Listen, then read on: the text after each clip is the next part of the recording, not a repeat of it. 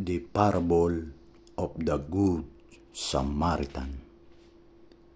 A teacher of the law came up and tried to trap Jesus. "Teacher," he asked, "what must I do to receive eternal life?" Jesus answered him, "What do the scriptures say? How do you interpret them?"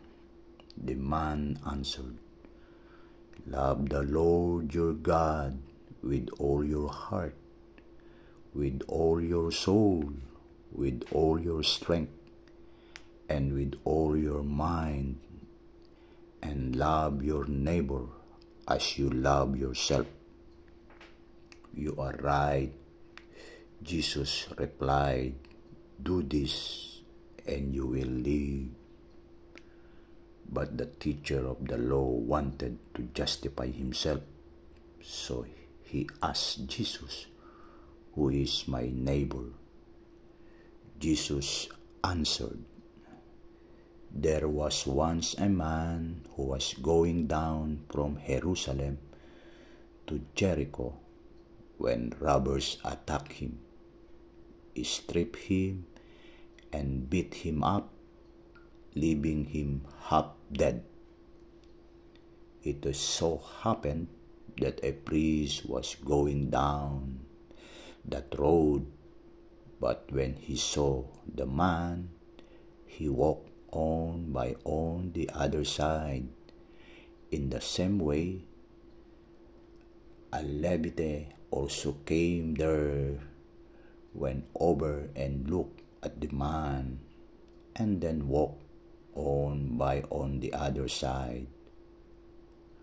But a Samaritan who was traveling that way came upon the man, and when he saw him, his heart was filled with pity. He went over to him, poured oil and wine on his wounds, and bandaged them.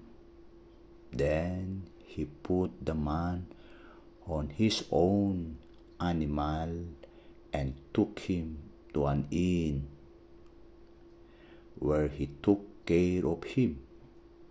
The next day he took out 2 silver coins and gave them to the innkeeper.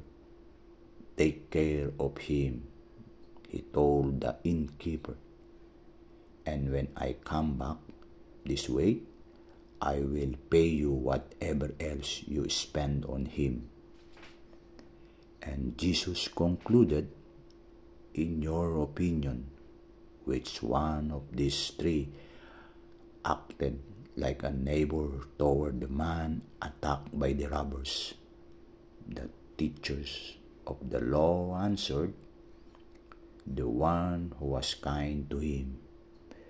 Jesus replied, "You go then and do the same."